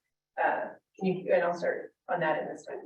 Well, I think there's so living in like a technical universe, and there are obviously technical skills that we look for. We would absolutely prefer if you came in with an electrical engineering degree, but diplomas, certificates, anything credits towards that where you've already demonstrated partial knowledge, I think we would be absolutely open to that. We factor just having worked with different systems. The fact that you bring experience to the table, even if it's hands-on experience, we will absolutely credit that as well, and look for that. A lot of the people that I have in my workforce come with that type of background, a very mixed bag. So I think, yeah, ideally, we would love to see that they came in with all the right certificates and all the right degrees, but in reality, you try to bridge the gaps that they come in with, fill those points. That's all. Thank you, Fraser. And you have your own apprenticeship program. So what is it that the base level that you need to consider? Yeah, well, I mean, we look at attitude as much as aptitude really for the program, and we recruited through the apprenticeship program from all areas really. From people who are working in an auto shop, through to people who are just leaving community college, through to people who've had other forms of assembly and repair backgrounds. What we do look for is their character. Have they always been someone who likes to tinker with things? You know, if they've got that natural ability to want to fix or inquisitive enough to work out how to take something apart, not necessarily put it together correctly, we can teach them how to put it back together correctly. So, you know, we look for, as I say, the attitude and attitude to fit. We'll do the training, we'll bring them up to speed. We realize the skill sets aren't always out there. Kevin? Yeah, so I can't remember what they are, but there were 11 key things that Sierra College has on a poster in every one of their classrooms, what every student needs to learn. And it's about teamwork, it's about a positive attitude, those things that are the real basis, that people come to work, they're engaged, they can work with everyone, problem solve. So that's the basics. Again, we're a big company and we're kind of moving from hiring anybody that, you know, crosses our field of vision to really raising our expectations again, like we had in the past. Frankly, we used to hire journeymen and women welders and basically hired them away from a lot of our neighboring companies, unfortunately, but we hired them and then, you know, we needed 300. So we just started hiring anybody. And we literally hired people that haven't had sufficient training, and we need to stop that. And we need to direct them to appropriate programs in our communities to get that training. And that is something that is part of my job to do. The next thing is we need to drive our workforce into continuing education. A lot of people get a job and blah, that's all the training I'm going to do. And that isn't enough. That is by far not enough. And we need to drive, and we certainly pay for it. That's not a barrier. We need to drive people into continuing education as a way of, that's part of their being a Siemens employee. And there are programs out there that we can help them procure, working through the SVMA apprenticeship program, helping direct which programs they go into. But we want to get out of the training business. Fair enough. Thank you. Sarah? So there's a full range of opportunities. So you can come in as an operator right out of high school that you can go into. If you're in some type of program like mechatronics, you can be hired. I actually have 2 that are currently going through that were hired on as technicians with the promise that they would finish the program. And then we have ones that have full degrees, you know, all over the place. And much like he said, that we definitely like people that like to tinker, you know, that can show like, hey, I did this on my car, or I've done this mod, and, you know, I repaired this at my house. That definitely throws bonus, especially if you're still going through these courses. It just adds more positive attributes to your resume, being somebody who's maybe just out of high school. You know. Yeah, perfect. Thank you. Derek? So, well, like Kevin was mentioning, they're called the soft skills, the teamwork, you know, and all those other things. And we definitely look for those at Origin. It's a huge part of what we do. We're very culture centered. You know, we actually have a portion of our interview process called the culture interview. It's not necessarily having anything to do with your job. We see how you would fit in to what we do. That being said, because we're a chemical company, we kind of stick very closely to our job descriptions. There's a few exceptions. In our pilot plant in Sacramento, where we kind of do all the experiments to scale them up eventually in our plants in Sarnia and Louisiana. The background that's required for those roles are more along the lines of petroleum refinery. They're very similar to that. So we kind of, because we're the only company in the world that's doing what we're doing right now. So we kind of lean towards the chemical refinery space for those kind of jobs. So to answer the question, yeah, we do kind of stick very close to our job descriptions, but we're also very concerned about our culture and how a potential candidate would fit into our existing organization right now. So it's a combination of both, but in what we do, we kind of have to stay real close to, our job descriptions. Focused. Yes. Thank you. Yes, and you have mentioned a little bit about apprenticeships or different ways of recruiting some from the mechatronics. Casey said she'd bring him home. If there's anything else that you would like to add about the ways that you recruit, do you do internships, do you partnership with any colleges, adult schools, anything like that, or other ways that you recruit participants? Yes, but well, right now, we recruit through the big job boards, LinkedIn, Indeed, things like that. Our system is set up to automatically send those roles out to those positions, but we are also we've also posted on a few underrepresented job boards, and we're basically, because we're so small, that's how, we're just going on the job boards and actively pursuing cold calling, things like that now, so. Thank you.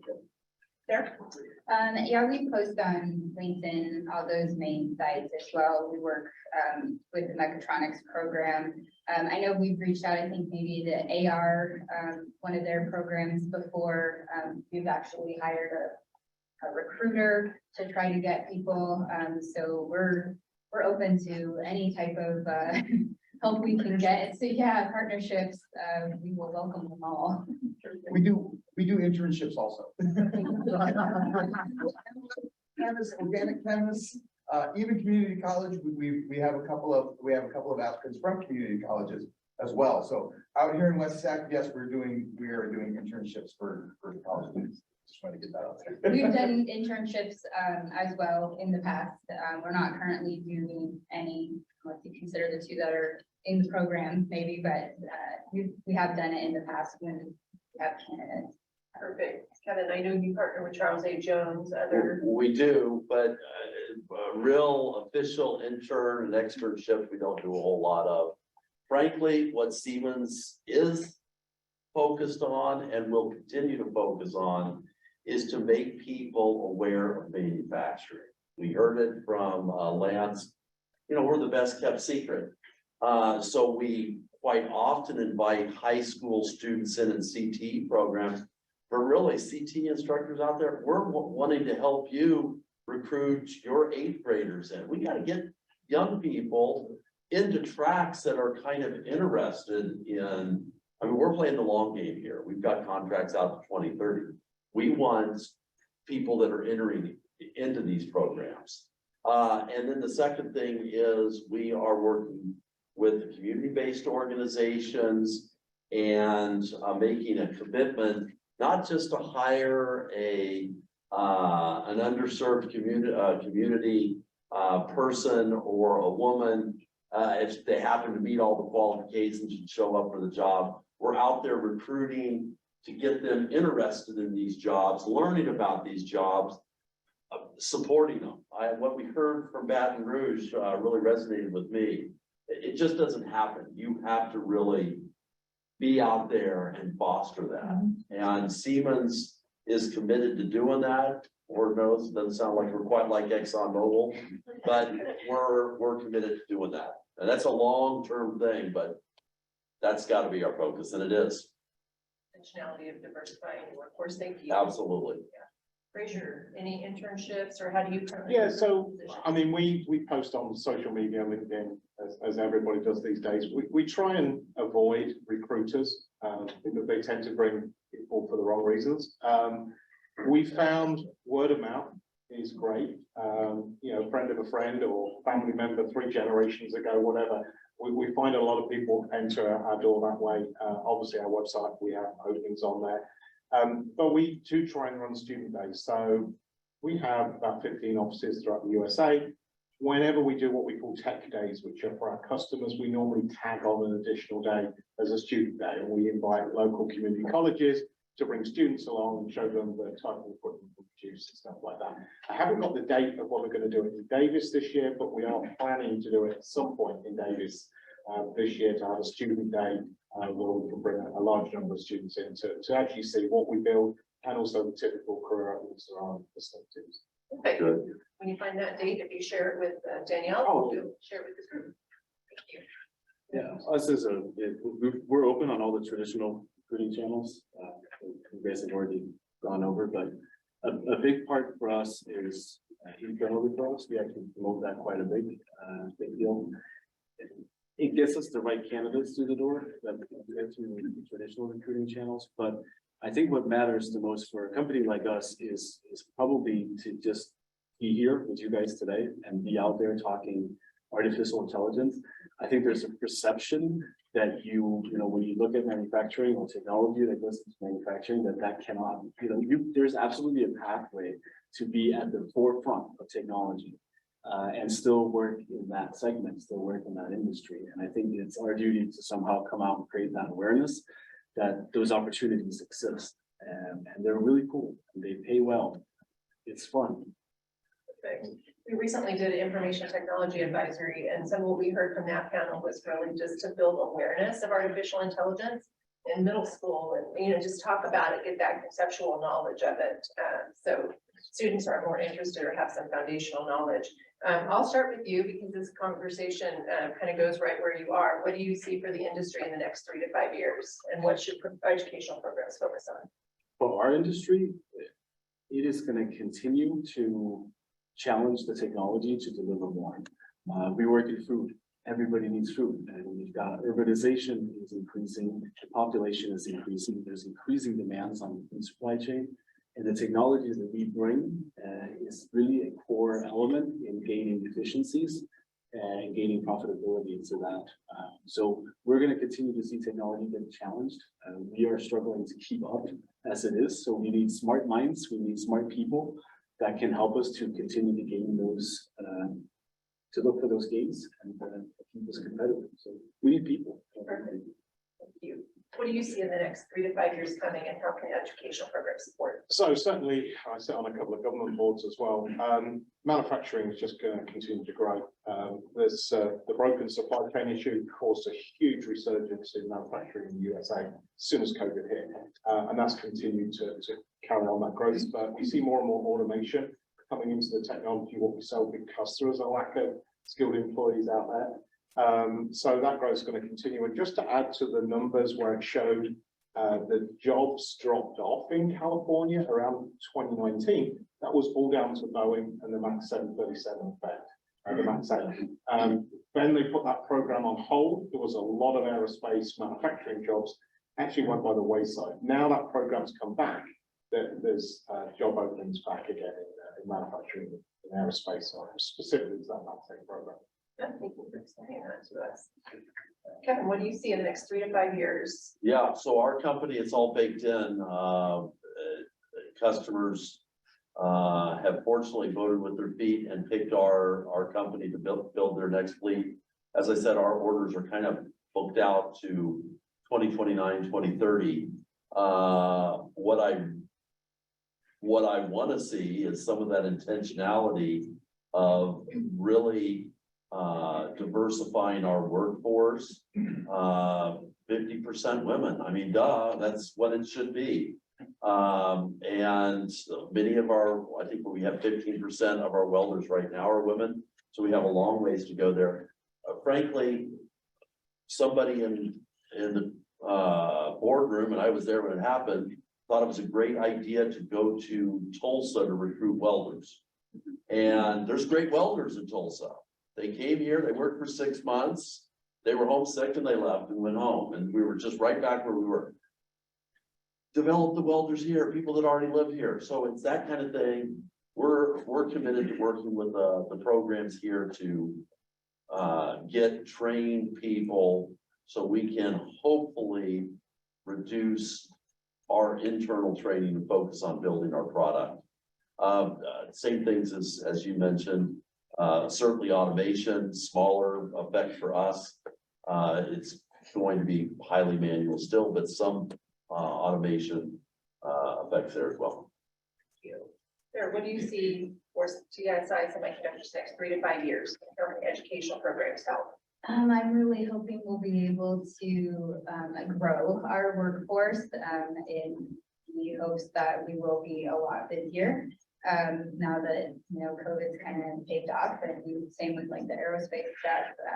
And in that means that I gotta start hiring this year to be able to see the fruits of that labor, in the next coming year. And then also backfilling the people who are, in the retirement age. So I see a lot of growth in our future, and I'm excited. One of the cool things about working for a company as small as we do, you can talk to the CEO pretty much whenever you want. So I talked to him this morning about this exact question. And he said that we're not like a typical manufacturing company. We kind of work on capital project. And so one of our biggest things that we have going is that we have a contract with Dan One and Pepsi. So we're gonna be making water bottles for that. So it's all of our products together is about a $100 trillion potential market.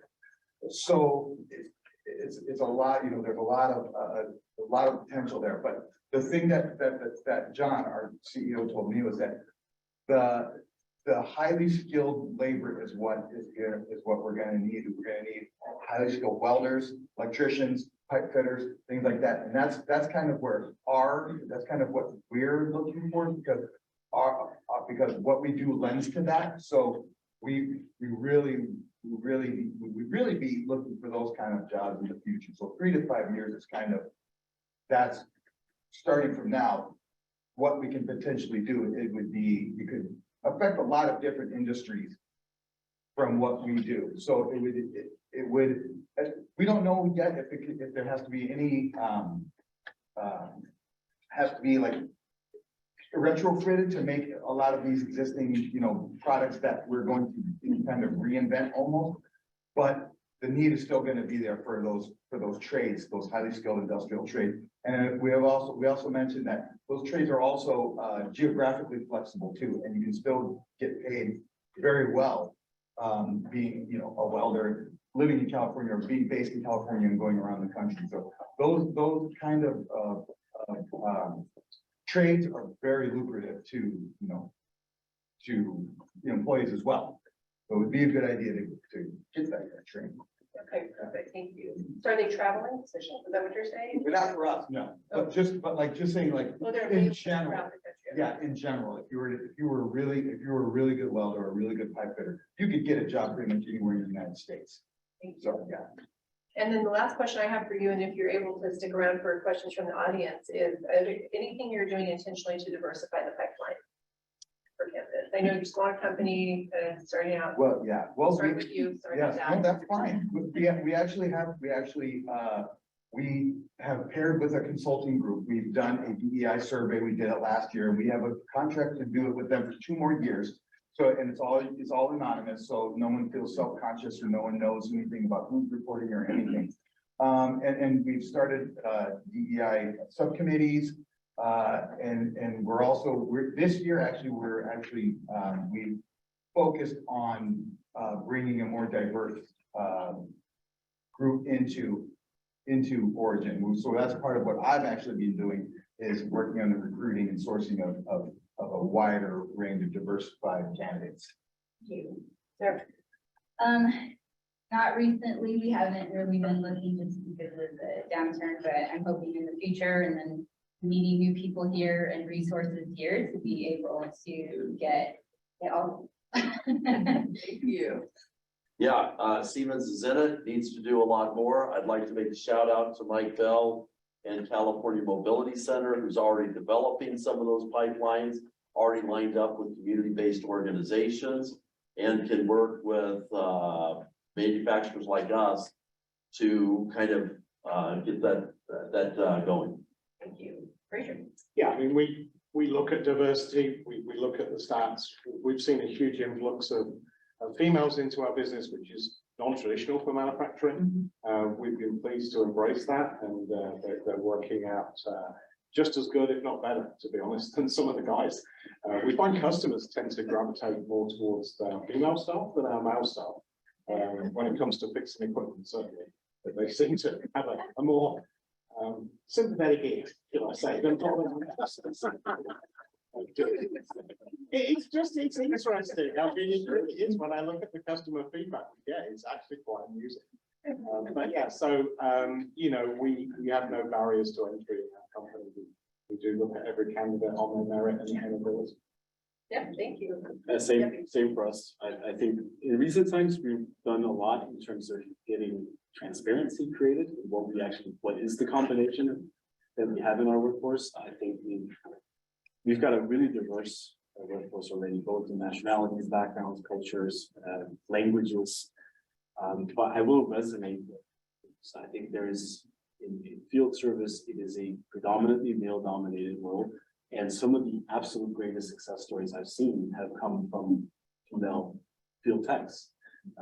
They have brought absolutely unique perspectives into things and done things slightly different in a hugely positive way. So if there's anything I could do, I would add more into our mix. Thank you. Want to open it up for questions from the audience? Danielle has a question. Oh. Yes, actually, sorry, I wanted to see if we can get some virtual folks questions in. Yes. So we have a question from Stephen Thorne. Do the panelists offer preference to veterans who may have transferable manufacturing skills? Yeah, if you like, we do support pretty much every military fair we can find. We find that military veterans have a discipline and a skill set that is invaluable. And so we do hire a lot in from ex-service personnel. Get a lot of nods on that. Yes, Yeah. ditto, Siemens, absolutely. You are a service. We've got 5 or 6 veterans that worked at Origin that I know of, and countless others probably from the Canadian military, so. Okay. Discipline. Right. Yes. Yes. I have a question, and not everybody has to answer it, but we've heard a lot about early careers, opportunities. But what opportunities, and please be as honest as possible, are available for late career, mid-career changers, those folks who are then stay-at-home parents for a number of years? Because at the university level, our demographic is changing, it's ticking up. And these are later career folks. I'm wondering what types of opportunities and how broad your recruitment goes for that group. I can say from personal experience, I was a stay-at-home mom for a while after working in the food industry. And then I went to work as an operator. And that was not for me, and I wanted more. So I went into the mechatronics program. I did have to work and be still, the mom and go to school, and it was difficult, but it's there. And their program allows you to kind of pick and choose, the beginning ones, and it doesn't necessarily have to be the strict 2 years. You can push it out into 3 years if you need to. And their program is wonderful, and I am a firm believer that it is. If you're willing to invest in folks who might have 10 years average left in the workforce, are you willing to invest in their career change at your organization? I could take that. Yeah, absolutely. We hire those people as well. We take them in and we put them into our training programs at exactly the same rate and pace as we would with an entry level. We probably need to catch them at slightly different levels, depending on what their background has been. But I think it really speaks to the mindset that we're looking for in general, is people who want to continue to learn, are skills that we hire for specifically, because our industry is changing, our technology is changing, and even entry levels, we expect these guys to continue to drive for learning the same way. So I would say it actually probably is a benefit. If you come in with that type of mentality, it's something that's really sought after. I do want to just highlight what you said about going to school, working, parenting. So when you and I talked previously, you shared how TSI Semiconductor would kind of allow for a schedule adjustment to be able to do that. Sierra College had some flexibility to allow to do that. So it does seem to be, we just recently, Angelina and I did a full report on early childhood education. So that's fresh in our minds about a lot of these, especially single parent families with small children. So that level of flexibility on both sides, employer and education provider, does seem to be a magic formula. I would like to say, Yeah. in regards to, hiring the older, employees, we have hired many people, in their later stages of their career. The problem that we have is that, a lot of those candidates are used to, the compensation that they got. And that, so that's something that we run into at Origin because we are still kind of new, we are still kind of small. So we'll get a lot of chemists or scientists who may want to make a lot more than what we can offer, but we kind of offer the culture, we offer, a flexible workspace, things like that. So we're not against that. It's just that sometimes we get outpriced a lot of times. So I know we're right at time, but I do have an interesting question / thought from someone online. So Chris Antrim says, I'm a CTE teacher with seniors graduating with both technical and soft skills. I want to help give my kids more direct access to companies and unions. So I'm here to find out where my program might fit in with this group. We have both ethnic and gender diversity in our Sac City schools. So would this person be able to contact any panelists for further information about this sort of thing? Yeah. Yeah. Yes. Okay.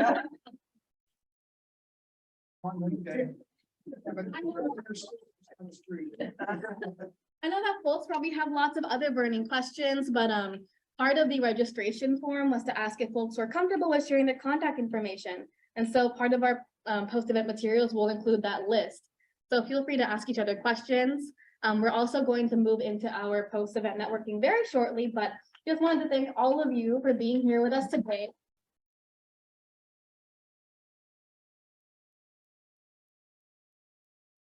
Can stay or you can move. I think we're just gonna do some closing comments. Very good, thank you. Before we break, I'm gonna give a quick plug to something that's happening on Monday. So we actually have our Building a Community-Centered Clean Economy event. A link for this will be included in our post-events email. But basically what it is, bringing together a second climate justice job summit, while also celebrating the regional served initiative. So it'll be hybrid, it'll be fun, it'll be food. So here is that. We'll include the link to that Friday ever soon. And then next slide, please.